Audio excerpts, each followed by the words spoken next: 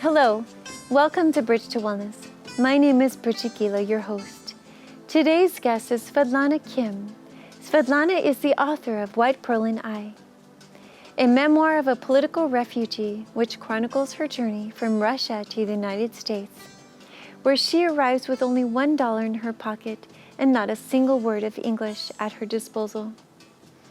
Today, she is a leader among her peers in the business world and has been honored with numerous awards citing her commitment, skill, and integrity. Svetlana's workshops and seminars to help your organization achieve the ultimate results, love and trust of all who you are, and live a happy and fulfilled life. Ladies and gentlemen, Svetlana Kim. I really love to showcase my guests, and the thing that I love the most is children. I want to know about your childhood. Absolutely. I'm so glad you asked this question because I think about my childhood every day, and especially I think about my grandparents.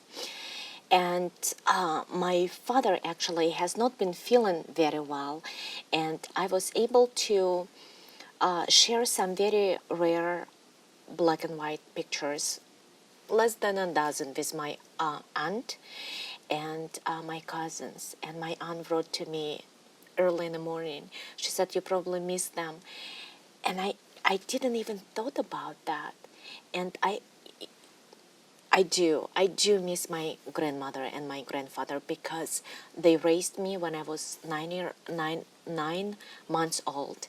My father was actually a student.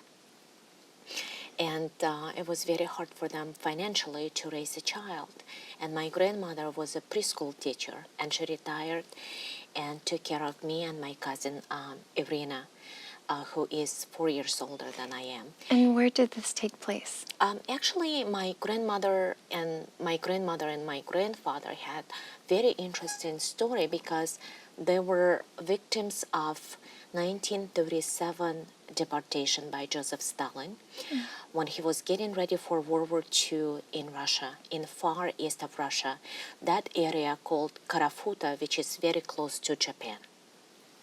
And the island, Sakhalin, was under Japanese occupation from 1905 until 1945, for 40 years. My grandmother was born in 1917. So she basically lived through every major historical event in Russia. 3 дня на улице жить, нам ничего не давали. Имущество ничего не давало. У нас было кое-что много отцовое, там и спорт было, и то, тут все отобрали и ничего не давали. И на третий день нас погрузили в грузовой машине и привезли в станцию Раздольный.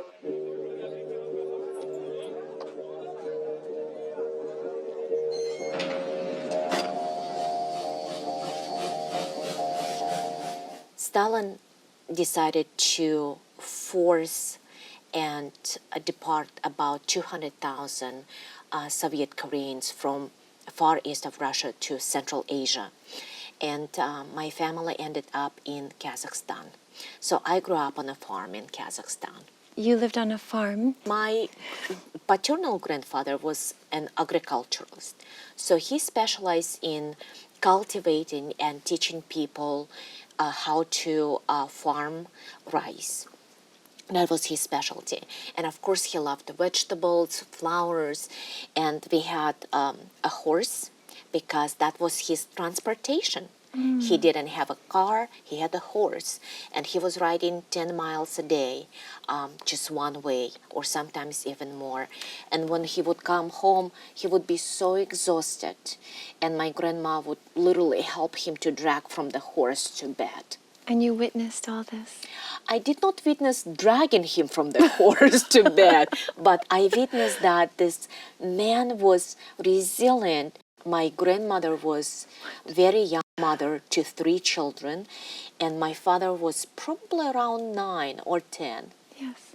And my grandfather was ordered, actually he had an order from government to move to Chechnya in 1953 to cultivate and to start farms. agricultural communities, I would say. And he was devastated because he had never been there. He took a train. He had 3 little children, and he left everything behind that he was building. And if he wouldn't succeed, he would probably be assassinated. So he went to get a bowl of soup, and my grandmother heard an announcement that all the trains are delayed because there was a death accident. And she just knew that it was her husband. But when she told me the story, she was so calm, and she was grateful, and she was even smiling, Bridget, because the hospital let her stay with 3 little children. And the doctor said, get ready for the funeral. And my grandmother said, well, he is still breathing, he's still alive. He was in coma for 16 days. And my grandmother had such a strong faith that, they let her stay in the hospital. Literally back in 1953, they didn't even have an operation room, or it was very basic. And his arm was amputated. And not only they make to Chechnya, but he became very successful, and they had 1 more child. When did you move away from the farm? I moved away when I was 5 because I had to go to school. Yeah, but I would visit every summer. Where did you go to school? I went to school in Russia, and I lived with my parents. Oh, that's so interesting. How many languages do you speak? I speak Russian. That's my first language. But I also knew how to speak Korimar, the language my grandparents spoke. And when I did research for my first book, I learned that it was the dialect of the 5th century Korean language. So modern people from Korea today would not understand my grandmother. What a story. Now, do you have a book about your, because you have so much history and you know it so well? Thank you. I wrote my first book 10 years ago. And it was very interesting time. My book was published in 2008, and I started writing every day, full-time, for a year in 2007. But I collected all the stories. So I had literally folders. I did not have outline for the book or a book proposal. I literally remember the story so well. But it was very hard for me to write down because it was so much emotion. And my grandmother passed away in 2010. She saw the book, but she was such a kind and humble person that she just smiled. She said, I don't find anything special in my story because I'm one of 200,000 people who struggle and survived. But many people did not because of starvation, disease, effects of cold weather. It was fall of 1937. And many children did not make it. They died. What a beautiful woman. And you take after her. Because she was very strong. Her generation, her mother, Elena, came from Korea to Russia in 1899. Back then, women were not allowed to wear pants. Or to have shortcuts, not shortcuts, but short hair. So many rules for women, and today, women have so much freedom to not only express themselves, but raise children in a different way and contribute to our families, to our societies I think in profound way. And women do today. Look at you, what you do with your show, and many things that you had to overcome, and still have faith and love life and share your gifts with the world and with people. Yeah, and that's why you're here too. because you have so much to share. Tell me everything that you have accomplished. What did I accomplish? I think the biggest accomplishment really is to have peace. You know, when you and I heard that before, and I heard that from my grandmother. But I remember my grandfather said to me when I failed my exam, I wanted to study Japanese language, and it was very, very competitive back in 1985, and I failed the exam, but I was very close, and I was crying, I was weeping, and my father said to me, you know, sometimes you can have bread with butter and a caviar. Russians love caviar. And sometimes you can just have a piece of bread with nothing on it. But he said, whenever you choose to do, always remember that it doesn't matter if your piece has a caviar today and the butter on the top. It's not every day. And every time you make the decision, you gotta make the decision not because of the caviar, but the decision that is right. And it always stayed with me. Yeah. Which literally, you know, if millennials are watching your show, I'm sure there are, it's like there are no shortcuts in lives. And, you know, to come where you are and to come where I am, there are many up and downs, but I think the most important thing is when you have the foundation, and it could be a mother, grandmother, uncle, a friend, it's much easier to navigate in this world. I took a trip with my husband, Dmitry, to Oregon, and everyone is driving 65 miles an hour or going 40 miles an hour. Yes. The minute we cross the California border, it's like, Yes. someone cuts me I on experienced freeway. that too from And I'm like, Oregon. oh, isn't Yes. it beautiful? And we said, oh, it's so slow here. Mm-hmm. But that's the beauty, that we gotta remember that life on the farm when everything is so slow.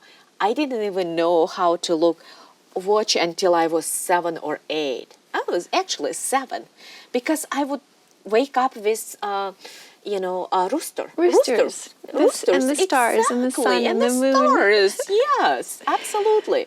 Oh. And we live in a very complex world today. Every day there are, moments that we can be stressed out. I really love that you mentioned peace.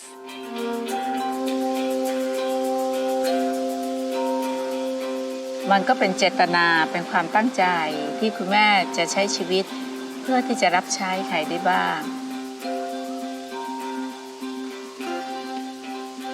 เราเชื่อว่ามนุษย์ทุกคนพ้นทุกข์ได้นั้นการช่วยคนให้กลับไปถึงความบริสุทธิ์ตั้งมั่น I learned that when I'm hit the wall or I experience a big challenge, and every time I have a big challenge, it's time for me to come to myself. It's just to have really quiet time. And I think peace contributes to many factors in our lives. It's good for your health, and that I talk about mental health as well, spiritual health, and I think it's much more productive. It's just a matter of how we handle things.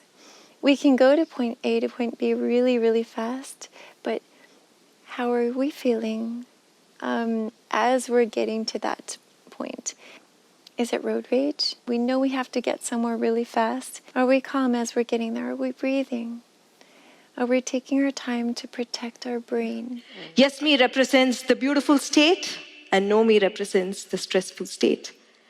No me has created a problem in his mind and is paralyzed with it. Yes, me solves the problem of a fellow human being and continues with this peaceful walk.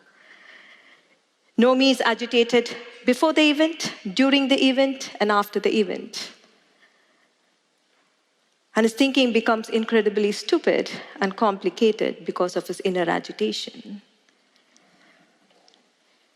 Yasmi, while in action, is fully present, and once the action is complete, his departure from the situation too is total. In a beautiful state, there is no compulsive rumination of the past or anxiety over the future. It is a state where you experience inner simplicity and the brilliance of an uncluttered mind. It is a state where you are connected to the present. Nomi is lost. In a stressful state, you're lost. You're disconnected from the others. You might be amidst people, but yet feel lonely. Yasmi is different. He's connected to the lady's plight. He helps her. He understands Nomi's distress and tries to help him out with a wise remark. In a beautiful state, you're powerful enough to help yourself and help others around you. So beautiful, so beautiful. I think in lives, we have passages when we move really fast. We're young, we're energetic, we're ambitious, and we have, ambitious goals as well. And this is all great. And I've been there, and I'm talking from my experience. But what happened to our energy? There is no awareness, and we're missing a beautiful piece, but also mindfulness. And mindfulness, if we're not mindful, I feel, I'm talking about myself, I don't appreciate how a person is helpful. Even someone who opens the door for you when you carry, bags with milk and fruits, and or someone on a street. So you know the story. On the day I was supposed to pick up our guest, Swami Majalanand from India, I did a very short meditation, probably about 3 minutes. And then I received the message, check your car batteries. I was arrogant and I said, car batteries? I just changed the oil. I always check the car when I pick up a guest, and especially Swamiji from India.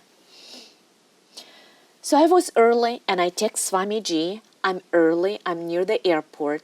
Don't worry, because this was the first time he was flying to Auckland International Airport. Usually he flies to San Francisco International Airport. I stopped to get a cup of coffee, and I was charging my phone.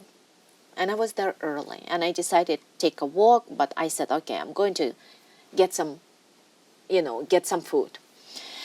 I got back to the car, and I couldn't start my car. Not even a noise. I started again 5 times. And I was also judgmental. I look how people drive really fast. They get their Starbucks coffee. They're out of the mall. But this car, a van, yellow van, was standing parked behind me and was there the entire time. And I already probably spent 30, 40 minutes there. So I walked to the car and I see the driver is talking on the phone. And I read the signs, and I think they're in the business of helping people if you have problem with air conditioners. And I asked him, I said, my car wouldn't start. And he said, where are you going? And I have a long story. I said, our Guru Swamiji is coming from India. I'm supposed to meet him. This is his first time. And my car, I don't know what to do. And he said, do you have AAA? Call emergency road service. I said, I called already, but my name is not on a list, and they refused to come and help me. And he said, okay. And he was very calm. And I showed him the picture of Swamiji. And He said, okay, I'll try to help you. He didn't even say that. He was just like, we need to find someone who has the cords. So he approaches all these young people and they don't know what he's asking for. And I said to him, no, we need to find old beaten cars. These drivers would have it. And I went around too. And all of a sudden, I'm talking to a young man and he said, yes, I can help you. And I said, can I ask you a question? You're so organized. And he said, not me, my mother. He said, it's your car. So we jumped up my car and I was on the way to meet Swamiji. And the minute I relaxed, because I found someone, a good Samaritan helping me, the minute I relaxed, just for 1 minute, I give myself permission to breathe. I received a text, the flight is delayed by 30 minutes, 31 minutes. Yeah. So I was on the way, I arrived just on time. When we welcome peace into our lives, all the valves open up. And when we shut down, and when we're tight-lipped, the valves start closing. Subconsciously, we are already preventing ourselves from receiving blessings. And manifestation, which is the word that we hear a lot today, only happens in a state of deep relaxation. You do Reiki, you help people with stress and trauma via hypnotherapy sessions, using hypnotherapy. And it only happens in a state of deep relaxation. Yeah. Speaking of hypnotherapy, you are also a hypnotherapist. Could you tell me about your practice and where you got started? I actually started in 2012. And that was a very challenging year for me. I was just emotionally drained. I was emotionally tired. And I had so many struggles. Every project I would start would never be completed. And then my husband said, you know, he saw me being so upset and he said, you should try hypnotherapy. And I said, I don't believe in hypnotherapy. And he said, do you know what hypnotherapy is? And I said, yeah, kind of know. And he said, well, I completed 3 levels. And I really, knowing you, I really think that it will help you. Because I was not healthy. I was not eating vegetables, fruits. I was living on caffeine and sugar. And my whole system, I couldn't focus. I had negative emotions. My mind was negative. And when I asked Swamiji, when he saw me from far away, why he didn't help me that time, and he said, because he didn't, what I would say, the word, I did not manifest as a teacher because my mind was negative. Swamiji explained that I would not understand his teaching that time. Wow. Yeah, so it's peace is important. If we don't have peace, we're stressed out. If I'm stressed out, I need a cup of coffee. This cup of coffee, I need a muffin. I need a piece of chocolate. Yeah. And here I am running. I have a lot of energy. And then I get so depleted of energy. And mine is not focused. Mine is constantly raising. Then I don't get enough sleep. If I don't get enough sleep, I cannot be productive. And you're just simply tired. When you're tired, you're grumpy.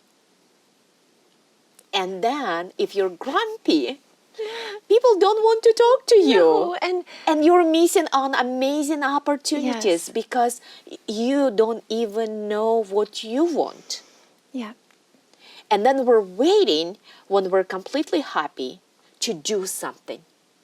And then we look back and 5 years pass by. I'm still wanted to do this book, or I wanted to write this song, and then 10 years pass by so quickly. A little example. When you and I spoke on our way here, just minutes before arriving, you had this sense of acceptance and you weren't panicking. There was an extra number on the address and you were calm and explaining yourself well. And then when we hung up, it was everything all is well. Well, because you were driving and I didn't want to talk to you on the phone that long. But also I had intuition about extra numbers. Oh. And I rely on my intuition, but Yeah. I should ask you and confirm the address. Because I knew in California, usually it's, 3 digits, 4 digits, but not 5. Okay. But this Right. time it had 5, Yeah. right? 5. Yes. Yeah, so Yeah. It was 4. And it then was 4. it was actually 4, but you had mentioned that there was an extra. Extra 5. So then- it was 5, 5, 5, 5, 5. And maybe because we were thinking about November 5 and there was, 5 fives. So numbers, what I wanted to say, numbers have energies, right? Numerology. Yes. So there is nothing to be really upset about that. It's just interesting because everything, even like extra 5 that in the address, there is some message. I didn't get a sigh from you. I didn't get a frantic voice from you. So because you were calm about it, I felt like I can breathe. I felt I can be at peace, and I stayed happy. I think you're always happy because that's your choice. See, what Yeah. you're talking about now is very important because our peace should not depend on outer world. Our peace is inside, and when you make that conscious decision, and I know you're a great meditator, it's easy to come to that space. Yes. Like people who practice hypnotherapy, it's so much easier to get in a state of full total relaxation when you've practiced. Like anything else, like driving a car. Do you remember the first time you started driving a car? Of course. It's so scary, isn't it? Very. Oh my gosh, I remember myself. But now you don't even think about that. don't You think get in a about it. car and you drive. You just take off. Yeah. When I was growing up, my mom was extremely tidy. We were trained to put things back where we got them from. One day, when I walked into my mom's house, I felt like I walked to someone else's house. There was stuff everywhere. And just growing up the way I grew up and to see this transition was very alarming. When Sean talked to me, it was a wake-up call, and that's when I went to the doctor.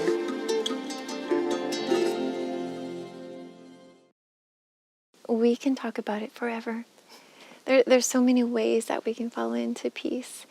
And then I like to think about those moments when we're in a yoga posture. And for example, when I'm watching my students in the beginning and they're frustrated with themselves and they keep stumbling, and this is life to me. And when they stumble, I say, give yourself permission and be still.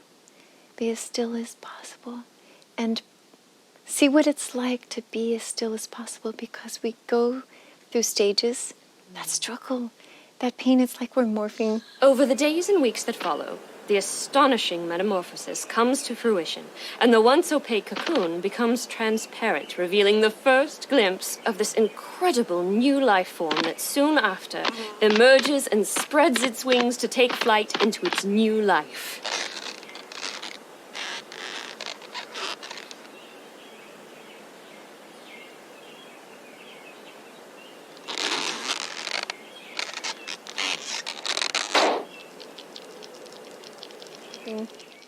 Out of a cocoon, but we have to leave them alone.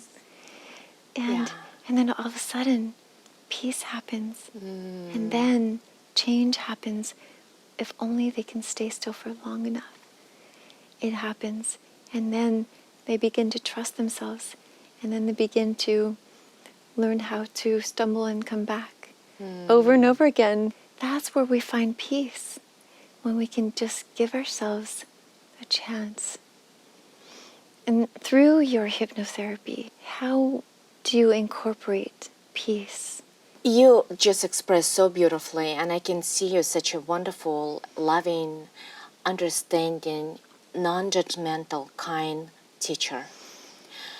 You know, everyone, and you know that because you teach yoga, everyone can learn asanas, yoga postures. Everyone can learn how to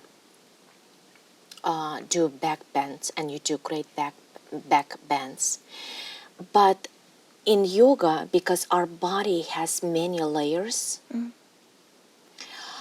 and understanding that subtle energy, because 5,000 years ago, yogis were sitting, and asanas were for the purpose of stillness, for meditation.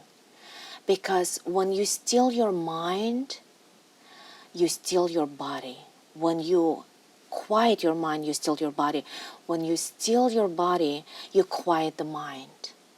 Think about when we burn our finger, our mind, we feel the pain, the emotions, anger, someone gets upset. When your body, and you're doing asanas, and your body completely feels relaxed, that's when you see the benefits because of the mind, because of the breathing. So when I started doing yoga, I was competing with everyone around me. And then the worst happened. I start comparing my body with everybody. And of course, my mind, it's not focused. I like taking cold showers and sitting in an icy water bath because there's two things you can do without any force. One is breathing slowly. You inhale longer, but you exhale shorter. And you let it go. The more you let it go, the more your body feels warmer because it's relaxed. Okay, the same with yoga. Even when we do simple bend, like side bend. So that side has to be strong, just like a tree. But this side has to be so relaxed that I can stretch. But when I'm rigid, okay, I'm going to do that. I'm really good at yoga. I've been doing for 8 months. See, I'm going to hurt myself somewhere. So there's really no competition, only understanding your body and mind and breathing, of course. And you also talk about elements of yoga in real life. And I think that's why yoga, it's a way of life, and peace is part of our lives, part of us. You talk about stumbling. I call stumbelina. You stumble like on a mat too, and it's a great experience. I'd rather to stumble on yoga mat in yoga class with you as a teacher than on a road driving my car 75 miles or 80 miles. The person next there is not going to say, yes, namaste, yes. namaste. You talk, you talk about resilience. Yes. Oh my gosh, we have to be resilient. Think about the kid. He learns, he's going to fall down, he's going to crawl, he's going to stand up. And you talk about, accepting who you are, understanding who you are, but also understanding that it's life. Yes. And actually, all these beautiful moments is the one when I stumble, because you grow. Yes. And it's good for health. You have to grow, you have to evolve, and you have to change. I look my pictures when I was in high school. I can imagine if I wouldn't change. I'm talking about my mind, about my philosophy, the life experience, the way I look, the way I eat, the way I live and interact with people, that's called regress. We have to have progress. And if it's even if it's a little things, just like drinking more water and tea than coffee, which is much healthier. It is, yeah. And then going back to hypnotherapy, what is your favorite part about hypnotherapy? I think my favorite part, one time I offered over 100 sessions in Russia. And I would earn a loaf of bread or cookies. People would bring whenever. I think it's seeing the results because it's such an incredible experience. And I loved working with children. I worked with little girl, she was 4, very smart, but one day she came from school and she couldn't pronounce her name. She started stuttering. And her name, Alina, had 3A, and that's the letter that she was stuttering. And when I came to do the hypnotherapy, I was prepared to do hypnotherapy like we always do, in induction and working with the client. But she wanted to play, and I couldn't refuse. And I said, let's play. So she wanted to be a teacher. I said, okay, you'll be a teacher. And she said, your name is going to be Alina. And I said, that's very interesting, you know? And I said, okay, I love my name. It has 3A. And she was teaching me how to draw the name, the A, letter A. And then she would draw a little B, A and B. And just was very creative. And then she started she fall asleep. And I start the meditation session that lasted almost 90 minutes. And after that, I talked to her mother. And what happened is, in her dream, it was the dental appointment. It was so painful that she was crying, and they said, stop crying. And she was crying, and she was, and the letter A, she started stuttering. And I would never knew that. Cheers. Basically, Beautiful. Which is what I wanted to say. My job is to witness that, because subconscious works. It's not even me. It's her doing the work. Yes, but and to you see the had fruits the of that, tools. to see the intuition of the child and willingness to accept her stuttering, even though she doesn't know that it's stuttering. She said, I cannot say, like... But how amazing it was for you to actually be that compassionate and on the edge with her to hone into. I was in awe of the abilities of children. Like, you love children, and I think childhood is so important. Why do we breastfeed children? Because they have better immune system.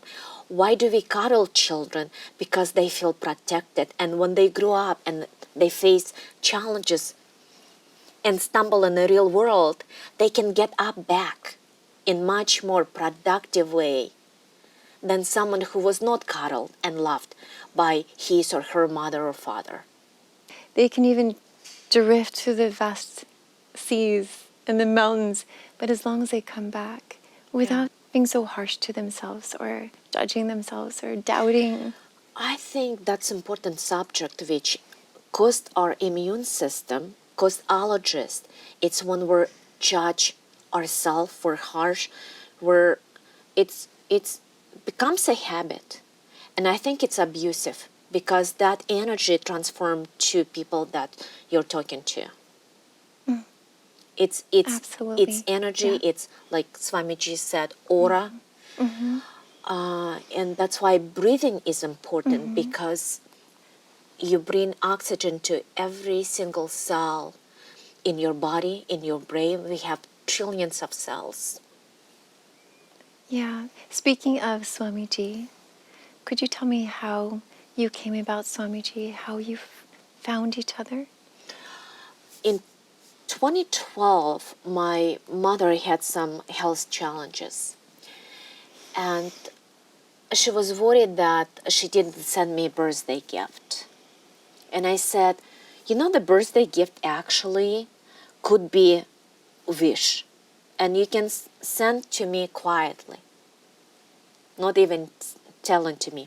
My mother is a very strong person. She is the oldest child of 10 children in her family.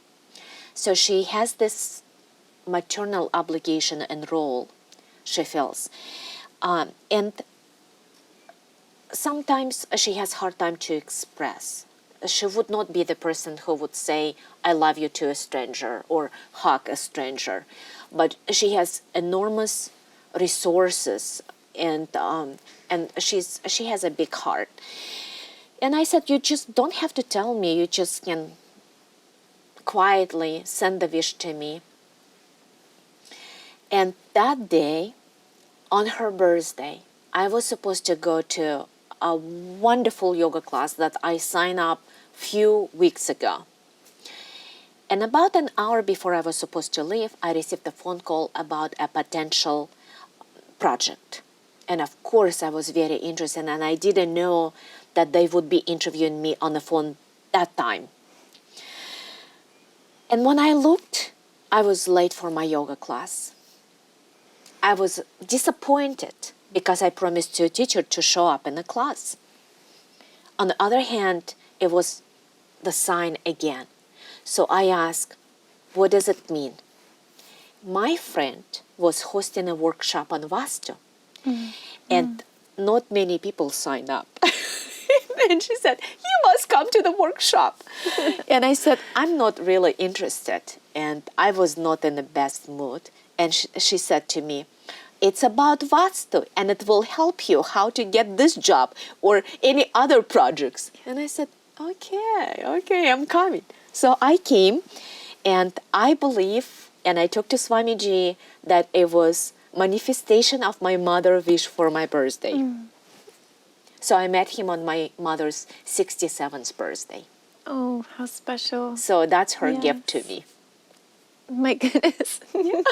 Amazing. Yeah. That's the power of mind. Yeah. Yeah. And then It's not always, buying a physical gift, buying a necklace or buying a dress. It could be a wish to someone that you care about and you love. in our world, Yes, yes. Yeah. we don't have a whole lot of time, but I really want to know more about Swamiji. If you can give us some information about Swamiji, I'd like to share your website and how can we get a hold of you? Can you dabble on this? Of course. Yes. So Swami Ji, his full name is Dr. Manjul Kant Dwivedi, Majulanan, Swami Majulanan. And Swami means a teacher. And people say there is sometimes Guru Dev, how you address gurus, and what is the difference between Swami Ji and Guru Dev. Swami Ji is a teacher. Guru Dev, if Guru accepts you as a student, you address him Guru Dev. So I would say Swami Magellan, Swamiji has an amazing gift and he has amazing story because he was, I don't know if he told the story in the interview, but yes, I do remember when he went through many challenges in his life. He was destined to live in the material world. He was a businessman. He is a husband. He is a father and a grandfather. He has 2 granddaughters. And his love for a female, like he said, for female, because he's building, not because he loved his mother, The mother figure, the mother figure, the Ma, and the ashram he is building is Ma ashram, and Ma literally means mother in Hindu.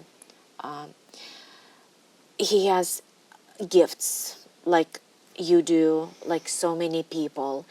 And I think he answered his call and he talked about that. And he trusted. And that is beautiful, the trust. Because the spiritual world, we question, is it going to work? Because it's something, the energy, it's something that we cannot touch.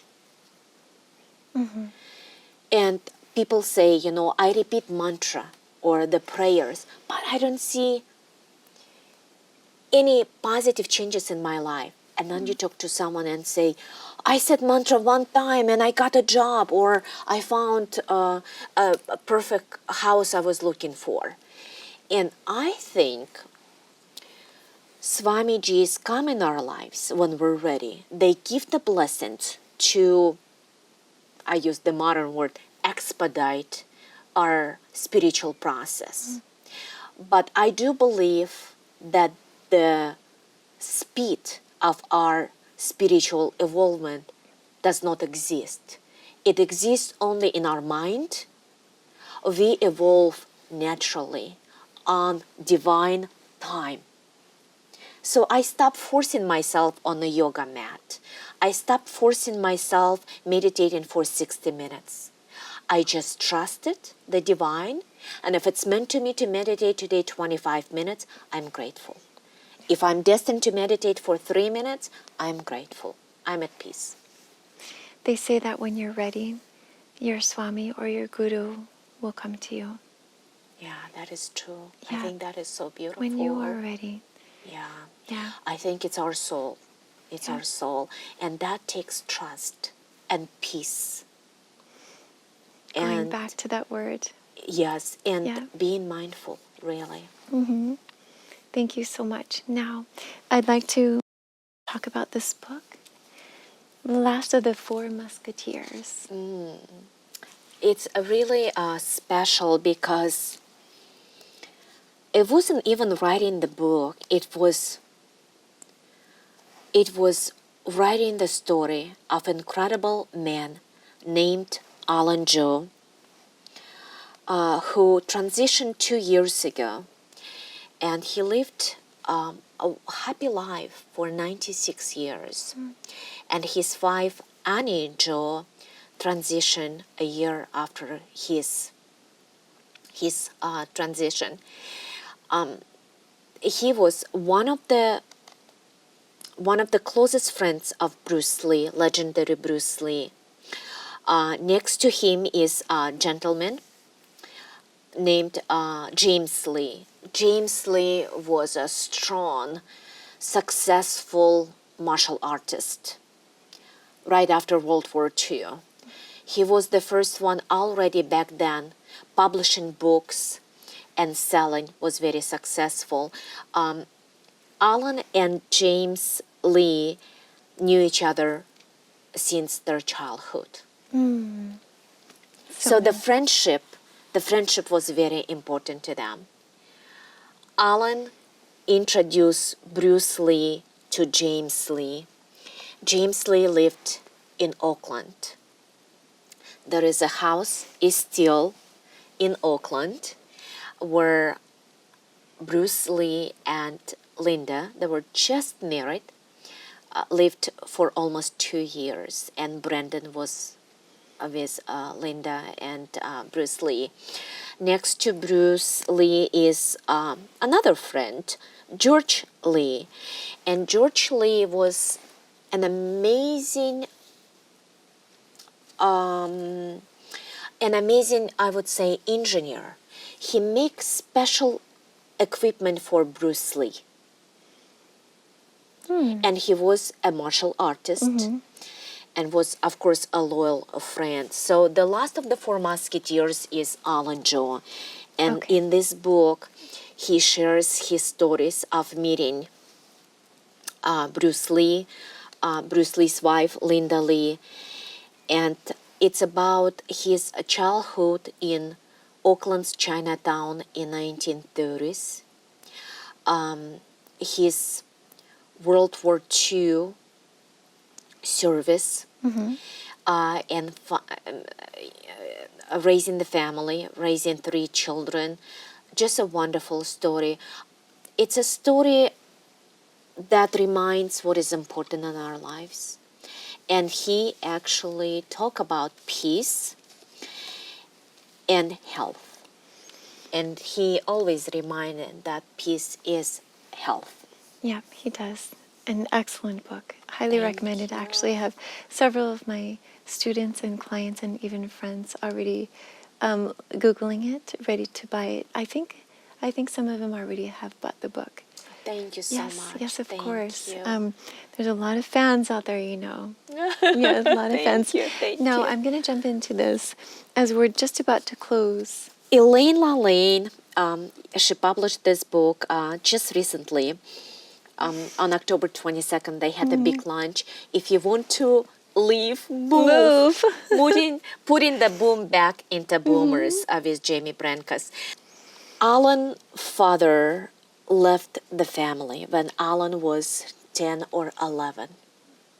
That was before World War II. And Alan was looking for a mentor. Elaine Lalane's husband, Jack Lalane, became his mentor. Jack Lalane is known as the godfather of modern fitness. He is an inventor. He was an inventor. He opened his first cultural studio, physical cultural studio, modern gym in Oakland. Stop! Look! Listen! It's time for the Jack LaLanne Show from Hollywood. Anything in life is possible if you make it happen.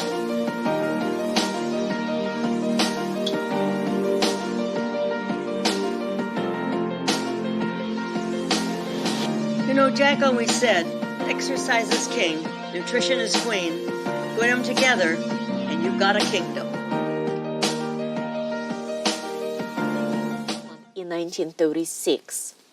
So many people don't know that Oakland in California is the cradle of Health fitness and nutrition and nutrition, martial arts because of Bruce Lee.